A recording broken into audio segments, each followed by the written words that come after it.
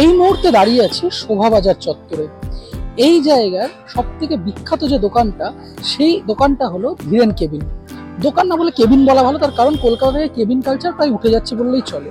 একটু প্রাইভেসি, একটু গোপনীয়তা, একটু নিজেদের মতন একান্তে বসে কথাবার্তা বলা, এই সব কিছু যদি পেতে চান তাহলে কলকাতা শহরে এই কেবিনগুলো আপনার জন্য একদম বেস্ট ঠিকানা। আমরা আজকে এসে গেছি ধীরেন কেবিনে। ভেতরে বসে বাকি গল্প। আমি সন্দীপ, আপনারা দেখছেন বেদুইন ফুডি। বাকি কথা কেবিনের মধ্যে বসে হবে। সেদিন যখন ধীরেন কেবিন পৌঁছলাম তখন দেখলাম ব্যস্ত হাতে মোগলাই তৈরি হচ্ছে। একবার এরকম সুন্দর করে মোগলাই বানানোটা দেখুন। কি ফ্যান্টাস্টিক কায়দায় ময়দার লেচিকে বেলে হাওয়ায় উড়িয়ে এই মোগলাই প্রস্তুতি চলছে। একদম ছিমছাম ভাবে মোগলাই প্রস্তুতি দেখতে দারুণ লাগে।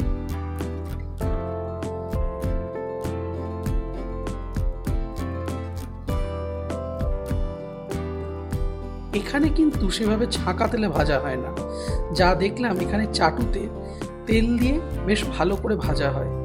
ভিতরে মশলার আধিক্য না থাকায় এখানকার মোগলাই বেশ সহজপাচ্য এবং খেতে দুর্দান্ত।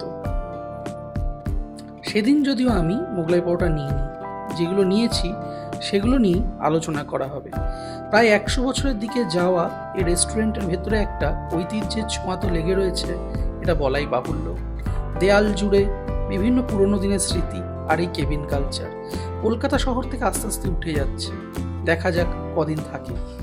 কলকাতা শহরে যে কটা কেবিন কালচার বেঁচে রয়েছে তার মধ্যে 87 বছরের পুরনো ধীরেন কেবিনে বসে রয়েছে।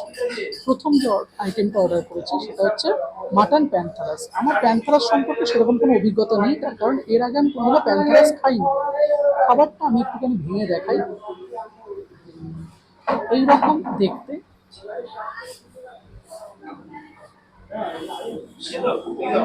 জিনিসটা একটা ময়দার কলসের মধ্যে মাটন কিমা, তার সঙ্গে কিশমিশ, পেঁয়াজ কুচি সমস্ত কিছু দিয়ে বানানো, কাসুন্দি এবং স্যালাডের সঙ্গে পরিবেশন করা হয়েছে। খেয়ে দেখি। বেশ অন্যরকম করতে মানে সাধারণত আমরা যে ধরনের কাটলেট বা ফ্রাই খেয়ে অভ্যস্ত সেরকম নয়।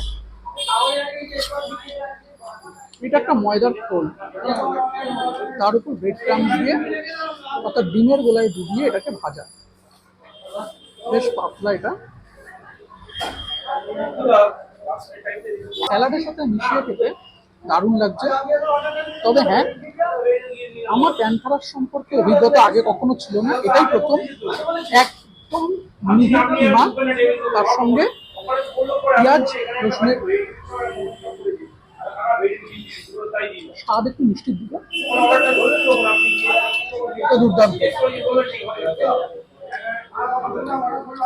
এসে ধীরেন কেবিনে মাটন প্যান্থারাস চেষ্টা করে দেখি, ভালো লাগবে। এই কেবিনগুলোতে এলে যে খাবারটা না খেলেই নয় সেটা হচ্ছে কাটলেট। কাটলেট শব্দটা আসলে ইতালির একটি শব্দ।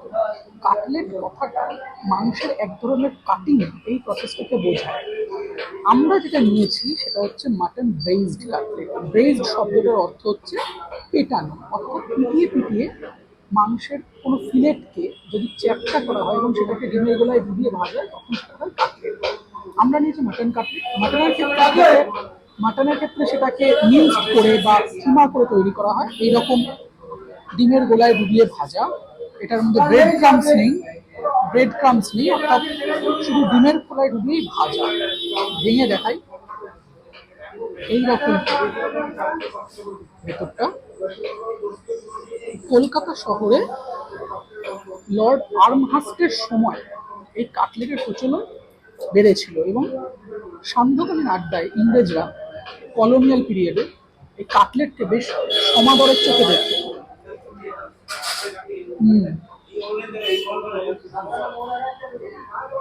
ভীষণ গরম। মাংসের হাড় দেখতে পাচ্ছেন, একদম ক্রিস্পি। মাটনের কিমার মধ্যে হালকা গরম মশলার কাঁচ আছে, দারুণ। কাসুন্দির সাথে মাখিয়ে খেতে অনবদ্য। দুর্গাপুজোর সময় শোভাবাজার চত্বরে থাকলে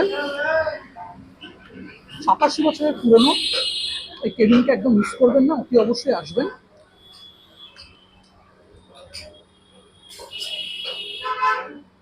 এই পরিমাণে মাংসের কিমা, পেঁয়াজ কুচি, ধনেপাতা, এই দিয়ে ফিলিংসটা তৈরি করা। অল্প নেবেন, পেঁয়াজ নেবেন, একেবারে দারুণ ব্যাপার।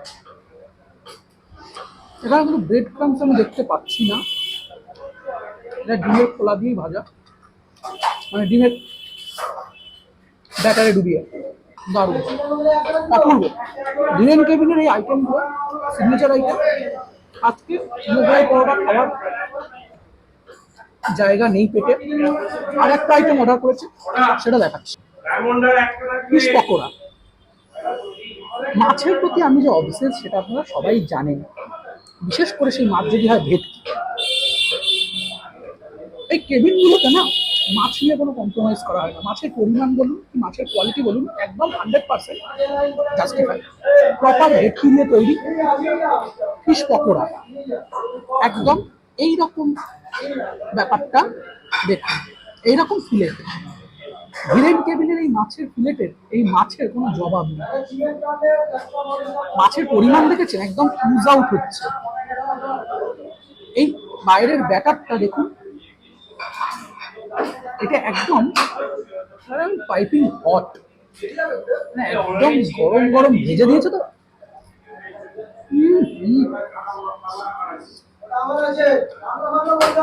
দুর্ধর্ষ।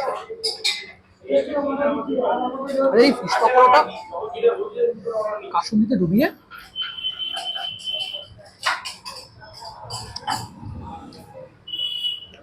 ফিশ ব্যাটার ফ্রাইয়ের প্রতি আমার একটা ভালোবাসা আছে, এটা বলে বোঝানো যায় না। যারা মাছ ভালোবাসেন তারা জানেন। আমার প্রথমবার খাওয়া নয় এটা, আগেও খেয়েছি, কিন্তু আজকের স্বাদটা আরো ভালো লাগবে। সন্ধ্যাবেলা চা কফির সাথে বা কোল্ড ড্রিঙ্কসের সাথে এই পকোড়া জাস্ট ওয়াও। মাছের কোয়ালিটি দেখুন, একদম ফ্লেকি, এরকম ছেড়ে যাচ্ছে। দাম নিচে দেখতে পাবেন, অর্ডার করার আগে দ্বিতীয়বার ভাববেন না। কিছু খান না খান, এই ফিশ পকোড়া অতি অবশ্যই খাবেন। বাকি কথা বাইরে গিয়ে বলছি। আপনাদের দোকান কটা থেকে কটা অবধি খোলা যদি একটু বলেন? এমনি 7:30 গেলে আপনি মোটামুটি ভাজাভুজি পাবেন। মোগলাইটার জন্য 5টা 5:30 লাগবে, আর তারপরে সব খাবার রেডি থাকবে। আর পুজোর সময়? পুজোর সময় তো ধরুন বিকেলে একবেলা দোকান থেকে সকালটা বন্ধ থাকে, ব্রেকফাস্ট ওই বিকেলে খুলতে খুলতে 4:30 5:30 বেজে যায়। তারপর তো বিরিয়ানি নানান আইটেমগুলো থাকে, ওরা তত রাত্রি হলো দেখা কেন সারাত্রি করি না আমরা, আজকে 1:30 2 করে বন্ধ করবো। খাবারের টেস্ট নিয়ে দুটো কথা। এক, এদের ফিশ পকোড়া আমার দারুণ লেগেছে।